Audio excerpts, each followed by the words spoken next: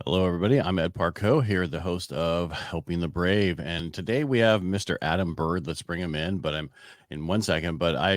We did a firewalk for veterans on Friday and Saturday. It was April 12th and 13th, and it was a unique situation watching a lot of the veterans really change through the process, and I'm really thankful for being given that honor to do that. So I just wanted to put that out there before I brought him in. All right, how you doing, Adam? I'm good, Ed. Thanks for having me on. My pleasure. You know how it is. You got one of these, don't you? I might have been doing this once or twice. Yeah, I think I got 10,000 plus hours of doing these things because I Nice. got radio also. So, Nice. yeah. Right But on. the cool thing about our firewalk is we gave a lighter. Oh, that's cool. Yeah. So it says, Operation Do No Harm. And on the back, it had our rotary. And then I walked the days that you walked. What's nice about it is it's a Zippo lighter, and it's their replica of the 1941 that was given to vets when they went to war to have in their pocket. Nice. So it's probably going to keep that. That's just something cool, you know? And Yeah, so, I'd say because we're actually Operation Firewalk is what we came up with. Just so, because this other person, the Do No Harm, he's a guy who's been doing firewalks forever, and that's his big push. Our push was one, we needed something to utilize to put our marketing behind, and not somebody else's to put all the marketing behind. You know how that is. So, love them, but and then yeah. I mean, luckily, I'm the president of my Rotary this year, so this was my big push, was helping veterans in our local community, because our government doesn't do enough for us, and nobody does. And as much as, and please don't take this wrong, civilians say they want to help us, they don't understand us. Right. No argument here, man. I like your radio mic there. That's a pretty good mic. Thank you. I have one of those, and plus, but I like this one. It makes my voice even deeper. All right, so enough about me, Adam. What service were you in? I got out of high school. I joined the Army National Guard in Arizona and spent just shy of 9 years there. And then I during my guard time, the deployment to Iraq in 2003, just during the initial push, and then I spent some time. The guard had a counter drug program, and I worked the counter drug program for 3.5, 4 years. And out of Arizona still? Yep, it was all Arizona time. Yeah. Well, so that's a unique situation, being like technically in the reserves, correct? Yeah, guard. So it's like guard. A lot of people get guard, reserve. Reserves is federal, guard is state, but then get called up for federal. So it's Right. I was a my MOS was 88 miles. I was a truck driver because I didn't like walking. So I was just like, oh, let's drive everywhere, whatever. And then I was like, oh, truck driver. I was like, yeah, they'll never get called up for anything. Yeah, I was wrong on that one. It was like someone's got to drive. One of the first ones to get called up was for support and get, somebody's got to haul the stuff from the back to the front. So, but I enjoyed my time. Mostly, most of it, I enjoyed it. So. Well, that's when I got out of so I was getting out of the Navy, and they're like, "Do you want to stay in the reserves?" I'm like, "Hell no, I could get called back up. Why would I want to do that?" Yeah. And everybody's like, "Oh, it never happens." And I saw that what they were doing was lowering the people and putting everybody in the reserves so they could call you up. And that was the first time we really pulled that many people to go to the sandbox from the reserves. It's funny. I remember it's probably March timeframe, mid-March, early April. We had gotten a number that it was like 70-30 or 60-40 was, 60% of the people in country were like guard and reserves, and only 40% were like active duty, military. And that was just kind of like, we were all just kind of, that seems ass backwards. Well, a little bit, but yeah. Well, that's because the Obama administration dropped the amount of people. And I'm not picking on that administration, but that's what they did. That was their goal, was to cut it back. And, and all the different, before the war, they were like, we don't need all these people. Let's make them reserves. It's just costing them too much money. And they were wrong. Yeah. They'll never admit it, though. They don't admit anything. Yeah. We need term limits. Let's move on. I agree. Yeah, someone asked me on one of the podcasts I was on, some guy out of like I forget, it was some other country. I forget where it was at. And he's like, if you could be a dictator for the day, what would you change? I said, term limits. He looked Yeah. at it, shocking. That's what I came up with. That would fix pretty much everything. There'd be no insider trading by the politicians. They only have 8 years to be there. They have to get back home like they used to do. Ed, you and I definitely need to stay in touch. No, but I'm okay. Here's the deal. Most of us are in the middle. This is what I found from my radio show. Yes. There's so many people. We're pretty much all in the middle. There's a couple little things one way or the other. The fringes on the outside that everybody calls it 1%. I think it's a half of a 1%. They're just so loud and we don't want to be around them. So we leave away and just try to get away from them. When in reality, we need to stand there and stand our ground, but we don't. We just leave because we don't want to deal with them. Yeah. They're unreasonable. I agree 100%. I've said it on shows before. I said it last week on our morning show that the mainstream media tends to look at it as you're either far left or far right. And I was like, if you really look at it, like 95 to probably 96% of the people in the world are really in the middle with like a big melting pot. And you and I might not agree on the same political thing, but the things that we probably disagree on are very, very like slim to none compared to what the mainstream media wants people to believe. And that's the kick in the crotch of it all. Is it's really not, I could go on, but I won't because I'll just get on a soapbox about propaganda and all that other crap. So I just want to thank you for looking so nice for today, though. I appreciate you. I did this for you, Ed. I was like, I hey, I got to appreciate look you. at Fred's. You're like, I'm usually in a hoodie Yeah. because the room that I do it in is so cold all the time because we keep it air, really cold in here. So all the stuff because I had a studio I built out in my office and it was huge for the radio show and then for other things. And then I just got tired of being there by myself because everybody worked from home. Right. But it was great for everybody to come in and do the radio show and all the other stuff that we did. And then I was like, my wife went back to work to Kaiser and I'm like, oh, I'm taking over that room. And I totally turned that room into the studio now. And it's a beautiful studio. But, and I sit here all day long doing all my work from here. Cause then that means in between each, I'm doing work. Oh, podcast. Yeah. Doing work. Podcast. You know what I mean? You don't have to leave, go anywhere. Nice. Nice. All right. So enough. It seems like we're only talking about me. But we want to talk about you. You're somewhere out of close to Pennsylvania, is what you said? I'm out east now. I spend most of my time out east when I'm not traveling. I was commuting back and forth from Arizona to Pennsylvania. So yeah, I'm in southeastern Pennsylvania is where I spent a lot of my time. And then I grew up, born and raised in Wisconsin, graduated high school in Arizona, spent 25 years in Arizona, met a gal, and she convinced me to move here. So and how is it's here? it's growing on me. Yeah, How long you been there? 5 years, 6 years. Better grow on you by now. I mean, I don't have to deal with the you live in Arizona.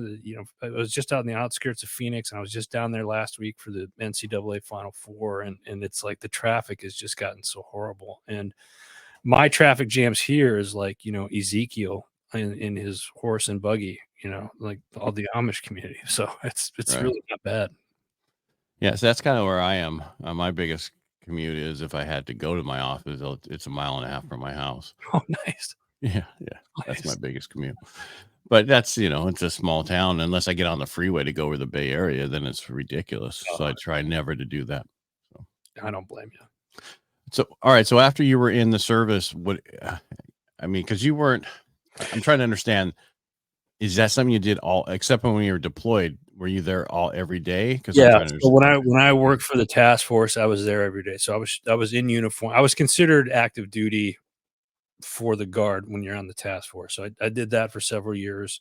When I transitioned out of the military, I got into the corporate side of things right away. I tried the mortgage industry that didn't work out, and then I ended up landing a job with a for-profit school, and they had a military division there. So I thought, "Oh, this is great," and it swung me right back into the military community, and everybody in our division was all either prior service or in the Guard or Reserve at that time, and I worked there for 5 years before they had a big layoff in 2010, and then, worked another job, through education, teaching veterans about how to use their GI Bill and the education benefits.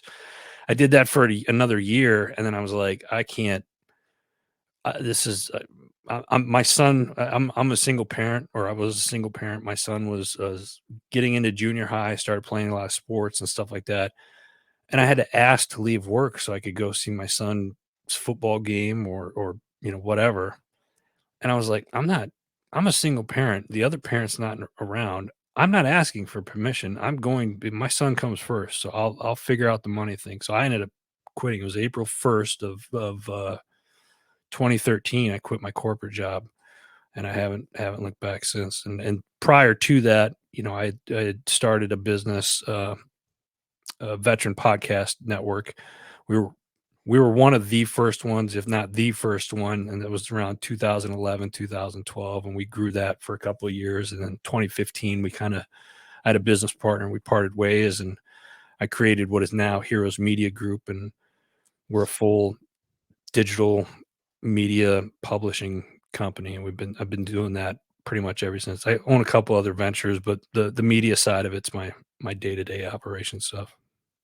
Yeah, I saw on your thing that you still substitute high school teacher. Yeah, I've done that. I'm Or kind is of that reaching to I, say that you're still doing that? I'm not. It's reaching. Okay. I did consistently for about 2.5 years, in Arizona, and then I did a little bit out here in Pennsylvania too. But I don't really do that. I'm too busy now to do that. I kind of got into it because I wanted to see what teachers had to go through. Heroes Media Group, one of the community heroes we call it, is our educators. So military veterans will always do stuff for us in our community for obvious reasons. Law enforcement, firefighters, first responders, clergy, and then educators. And I really wanted to see what educators went through, so I went and got licensed and became a sub. And I'd sub 3 times a week. And that was quite an experience, and I'm glad I did. I think it's certainly a hard field to be in. Oh yeah, it's horrible. Yeah. So you said you tried the mortgage industry. That must have been like 2006.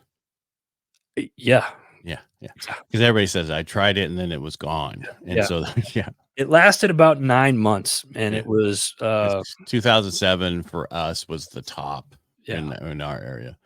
And so I lived through that. I'm in the mortgage industry. And then still in the mortgage industry. Oh, So wow. yeah. Yeah, I But couldn't. right now it's like, do I really want to still be in this industry? Because now is worse than 2006 and 7. Yeah. Well, Just and because of interest rates. right. Yeah. That's hard to say what's gonna happen next, but I can tell you what I was it's going to say. If it it's an doesn't elec change, we're it's 1970s. it's an election year, so something's bound to change, I'm sure. I don't know. I hope so, Yeah. but because here's the thing, I lived through this recall with nuisance. Other people call him Newsom. I Yeah. call him nuisance. And the problem was he needed to be slapped in the face. He needed to lose the election so that Democrats would understand, hey, you can only push us so far. Right. But only 58% came out to vote. So, of course, he won. Here's the same situation we are now. We got a government, and I don't care if they're Republican, Democrat, or independent, but the current administration that's in is spending so much money. Our interest is greater than our defense budget. Yeah. The interest they pay on the Yeah. interest Yeah. is greater than our defense budget. When you look at that going, what? And that's just where rates are now. Wait, the rates are going to get worse.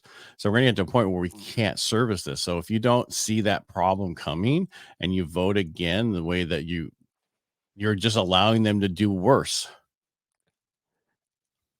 I I so wanna jump into the is Oh, it are you afraid to get my canceled? I'm wondering, is it if the reason if they're doing it on purpose to kinda start herding the population into certain areas for like to live in a 15-minute city. They don't want people to own their own stuff.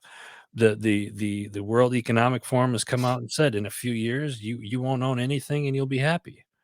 I could be wrong, but I don't remember voting on anybody for the World Economic Forum. Um, I don't know. I like I said, I could be wrong, but I don't remember voting those people in charge. So Yeah. Well, I mean, you look here where the average only 44% of the people who live in California can afford a home. yeah, and it's getting worse. Like I said, Arizona has gotten worse. Friends in Texas saying that it's starting to get in certain parts of Texas, it's starting to get bad, and it's coming. There's a wave of that coming. Well, it's Unfortunately, because we haven't built any homes. Our problem in California, we're supposed to build 250,000 homes a year. In the last 10 years, last decade, we only built 120,000 a year. And last year, we only built 70,000 a year. That's the problem. The inventory is what's causing the values to go up so drastically. In our area where I live, yeah. from 20 to 23, we went up 66%, And what's the population in your area? 240,000 in Modesto. So Okay, yeah, but I mean, we're getting connected. So like all the other places in California. right, Yeah, there's not really a huge difference between that town and the next town. There's a right, name difference, but they touch each other so much. right. But I'm just saying, but the problem with Texas is they have a tax issue. Their property taxes are 3%.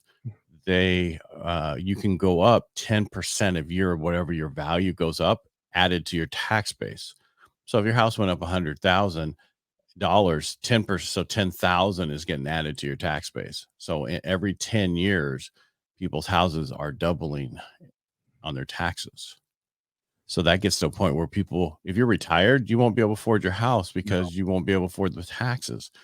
So in California, we have Prop 13 where we can only go up 3% on a little over 1% of value. Right. So we take forever to go up, but because I talk to all my friends in Texas, they're like, well, you guys don't understand our tax issues.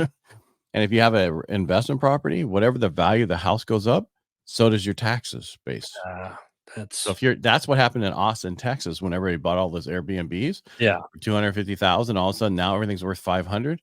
Their tax base just doubled, and now that doesn't pencil. That's why they all came on the market. Yeah, and these dilemmas are not something new. However, when we looked at some stuff that in 1970s, people were making $9,000 a year, and the houses were 16 to 18 grand a year. yeah. Now people are making on average 90,000, but the house is 450,000. So for almost 5 times your income. You're shaking your head. Ooh, be Yeah, glad you're somewhere else where it's cheaper. it's well, and that's well, eh, eh, I know for veterans, though, you look at there's some states that you can, where was it? I was just talking to somebody there. Where they Tennessee. don't.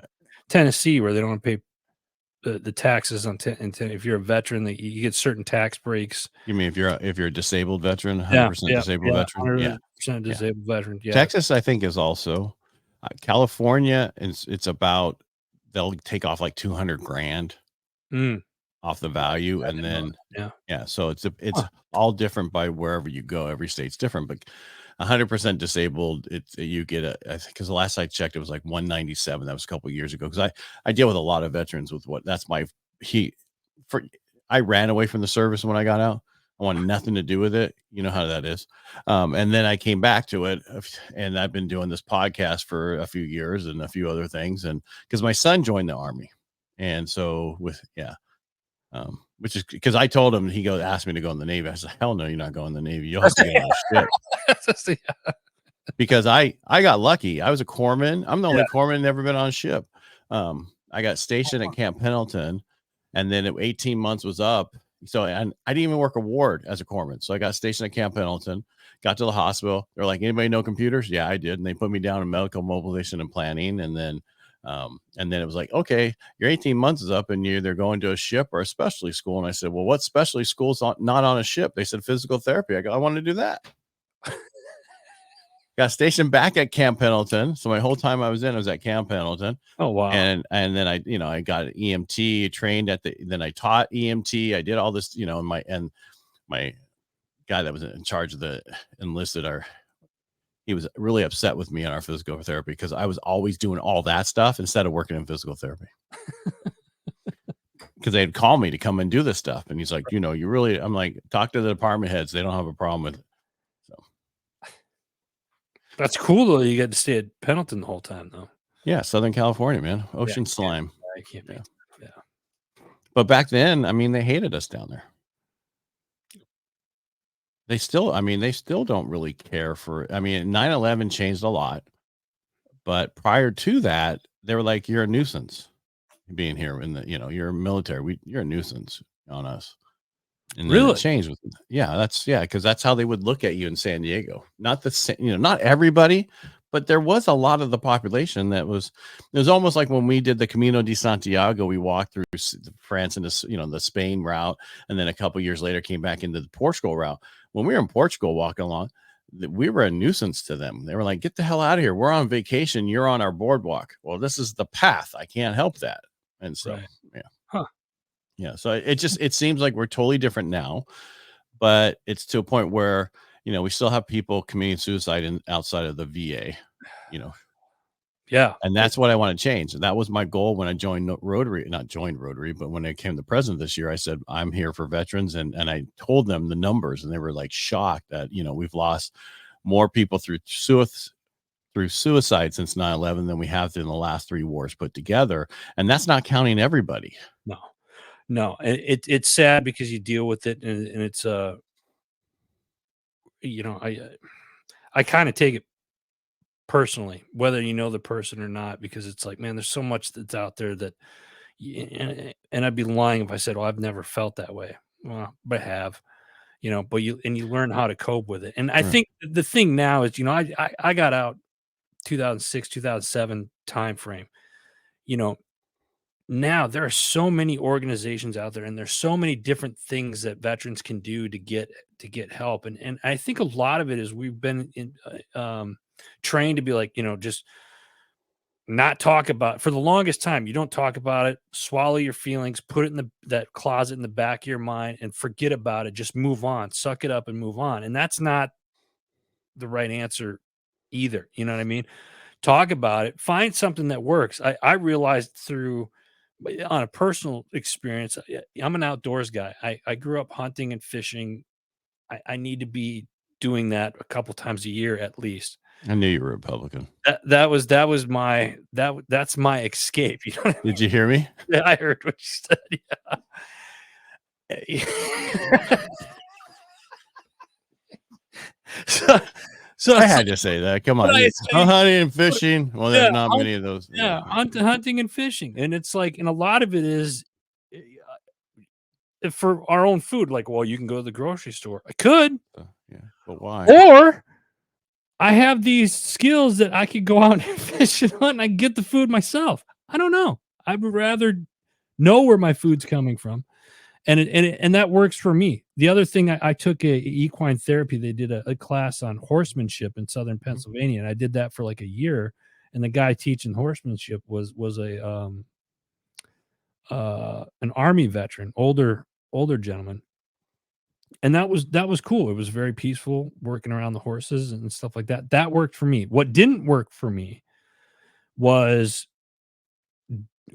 going one-on-one sessions, sitting on the couch and somebody asking you, well, how does that make you feel? I feel like I want to stand up and punch you in the throat just for asking me that question. And then after doing that so many times, they're like, we're going to try you in a group setting. Let me stop you there, Scooter. That's not going to work for me. Like no, the last thing I want to do is listen to everybody else's problem and feel worse about my own. Yeah.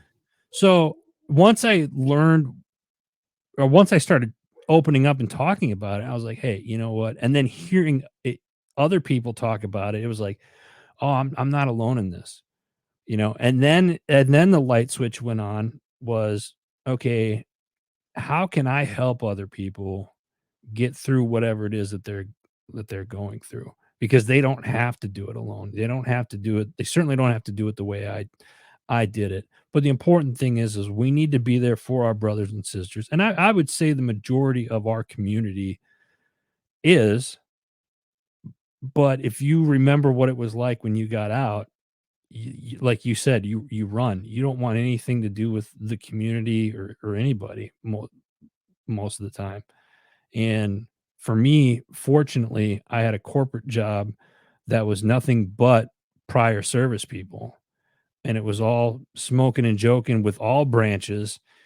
And that was one way that kind of helped me realize, okay, cool. There's something after the military, and there's ways to get through whatever these weird feelings that I can't explain. You know, I can get through that. There's people around that are willing to listen and that are willing to help. Well, and from doing this podcast and talking to so many people, someone said the other day, uh, there was a survey, a study done that said that veterans with PTSD have had trauma in their childhood. No fucking shit. What? Let smart people run towards danger in the first place that haven't Yeah. had trauma in their family Yeah. in their life. And it was like the guy goes, "Oh, heard this." I'm like, "No, it's common sense. Been talking to people. Right. Not one person said, "Oh, I didn't have anything." There's always something, Right. because nobody runs towards danger that is normal. Or They run ask, away. yeah, Those like, guys yeah, run yeah, away. yeah, they run away from it. The ones that go run to it, I agree with that statement. I think there's some type of trauma have happened where you're just willing to. I don't know. It's Well, you know, what I was getting at is you have to fix that right.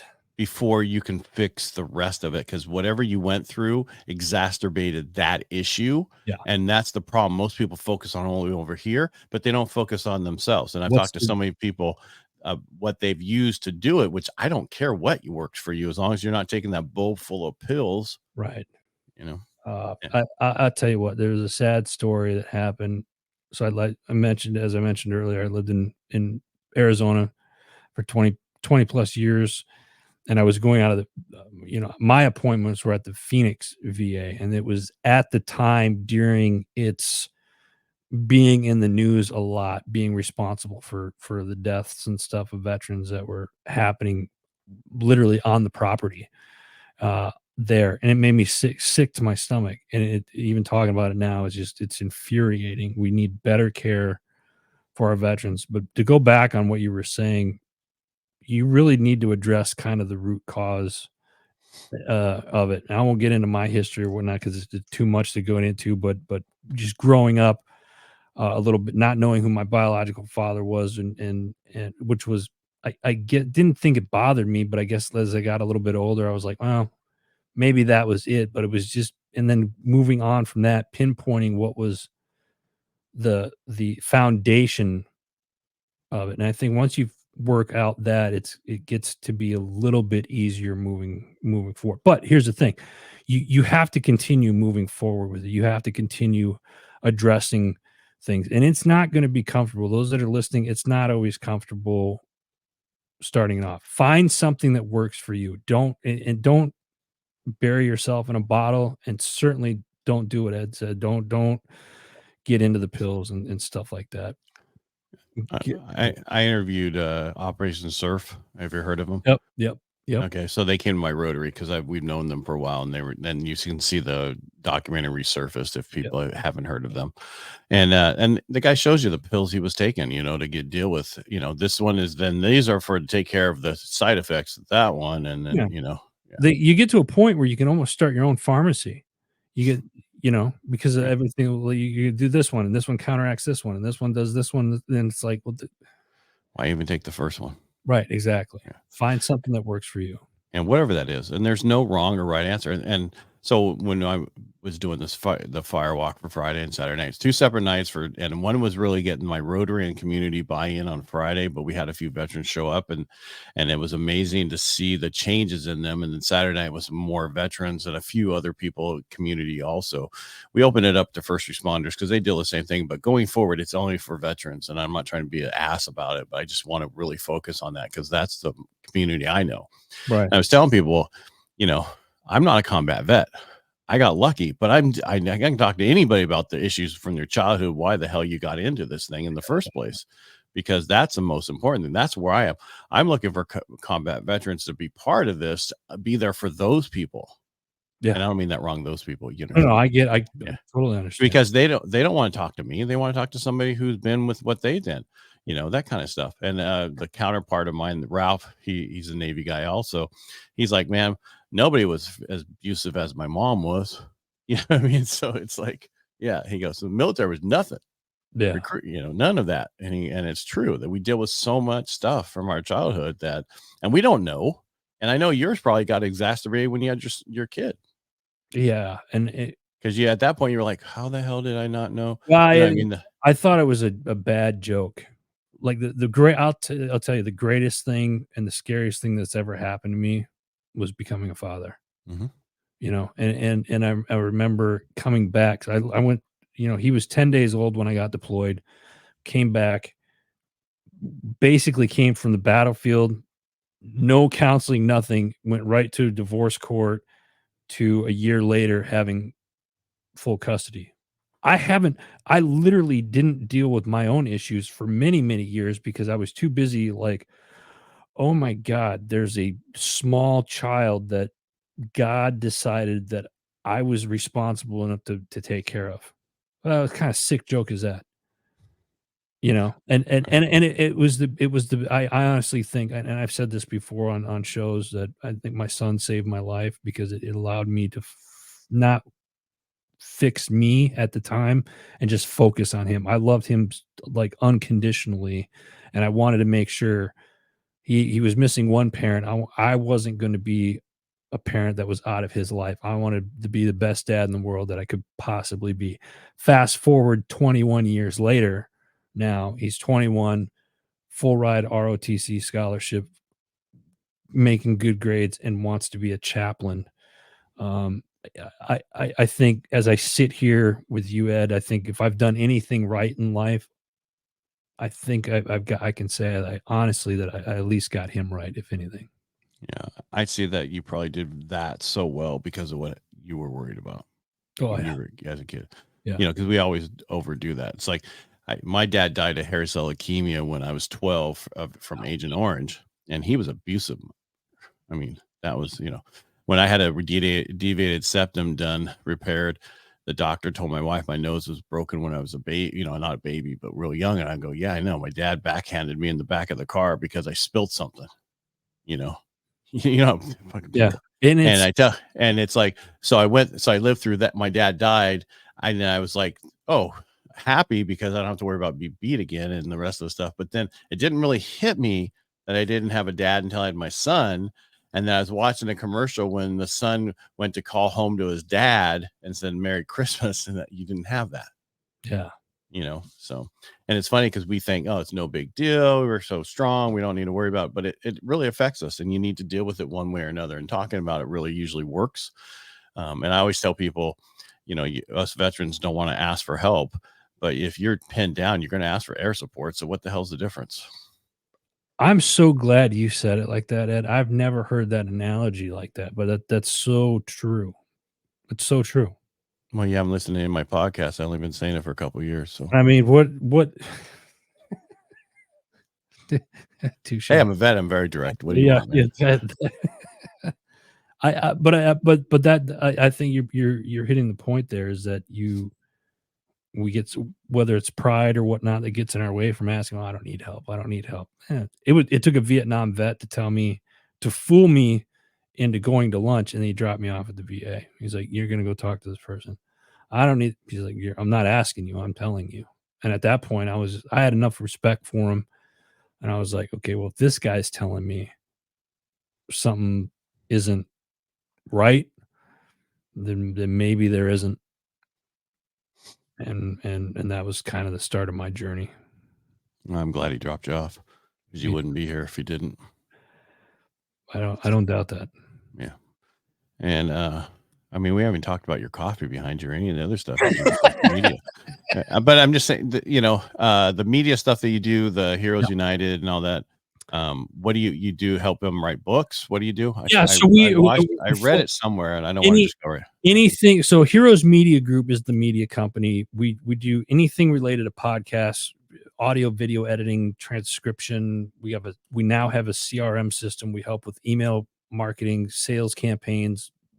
We run the gamut there.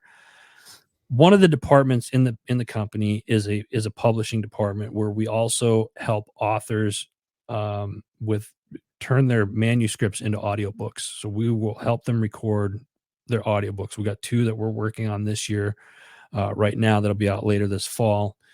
Is there a As particular type of what you're looking for? Or no, you help no, anybody? just anybody. It Yeah, because I really had a book come out 2 Februarys ago, Financial Freedom, Building Personal Wealth Through Homeownership. And I wanted to do audiobook, but I didn't want to go through Audible. I didn't want to do the standard thing because the company that I had, but I also need to flip it only to VA, which right. is something I'm trying to do. I wanted a normal one for everybody because that's who I dealt with. And then I wanted to focus only on veterans. Makes So, sense. Makes total sense. yeah. So we did that, and then and I've been doing the media stuff, like I said, under this brand since 2015. I've been doing podcasting and radio since 2011, 2012.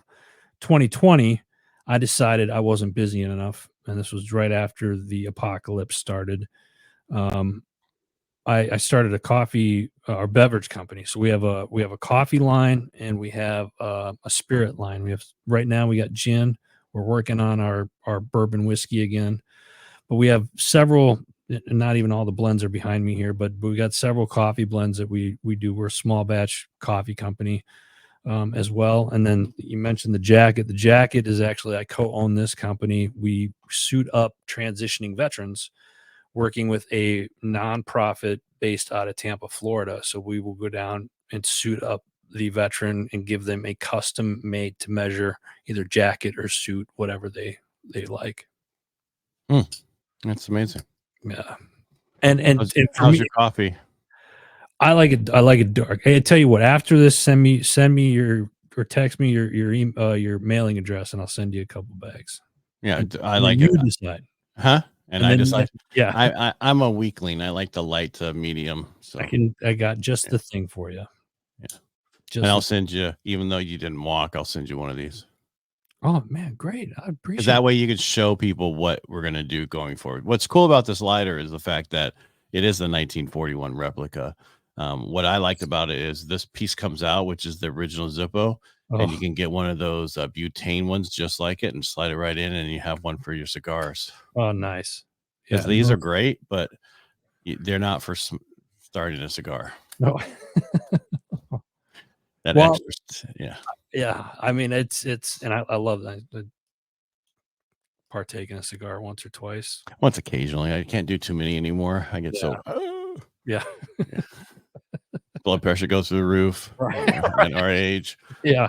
yeah, Now you get a little more seasoned, you gotta watch what you put in your body. that's right. So whose flag's behind you?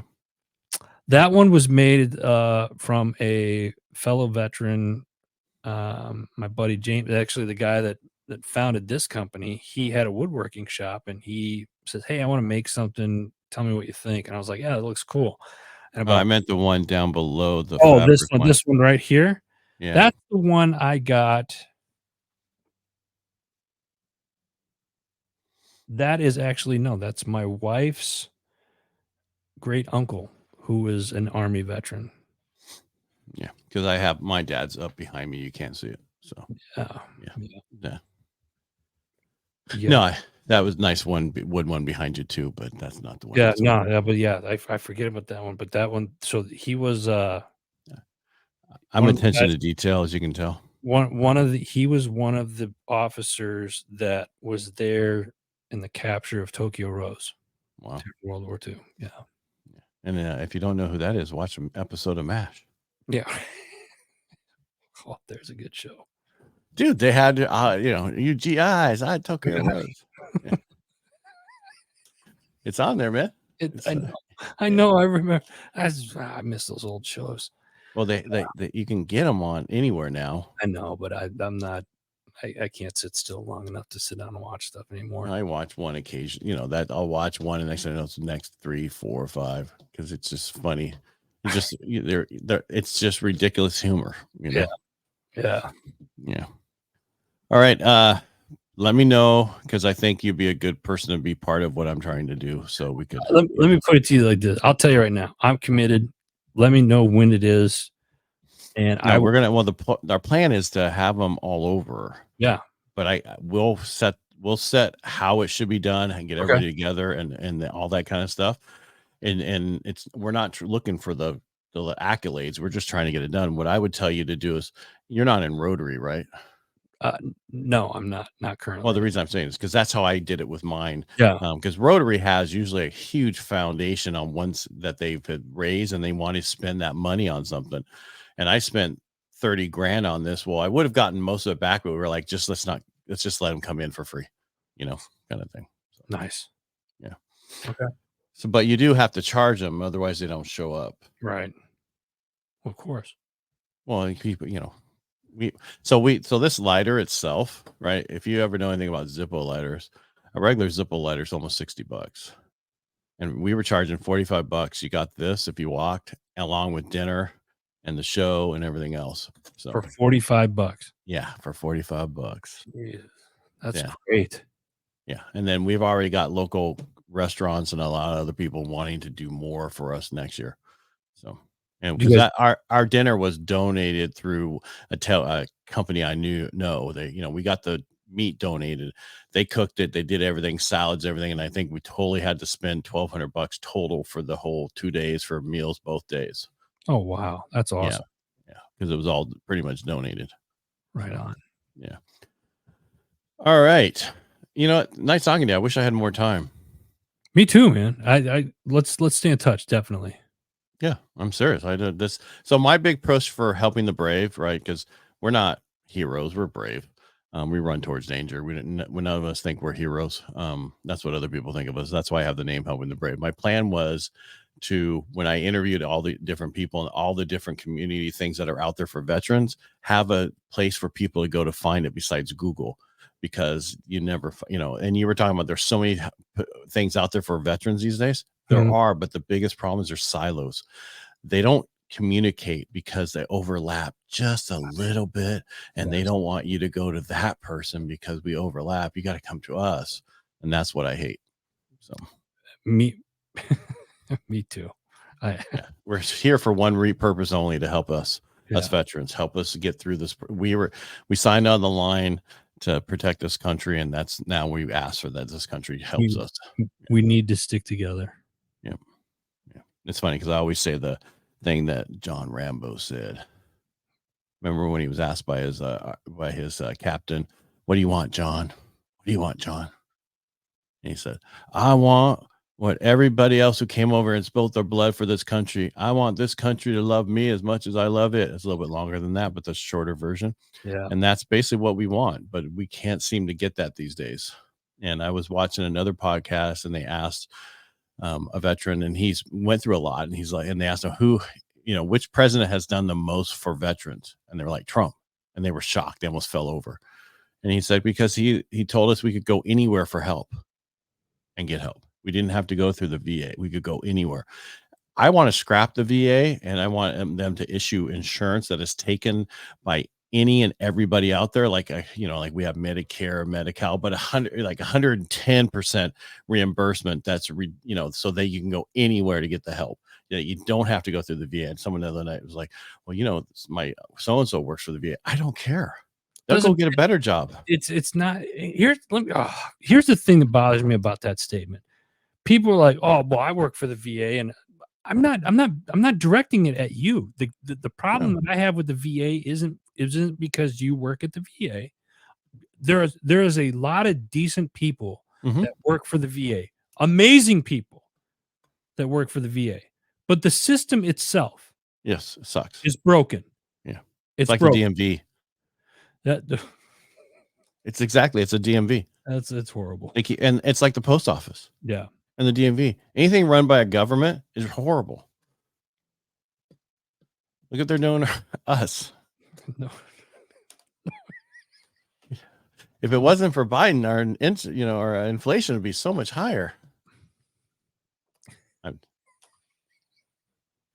Because it was the whole transportation problem. You mean when your transportation guy was on maternity leave for 6 months and you guys didn't have anybody filling in and all this transportation stuff backed up? Oh, they didn't know what to do.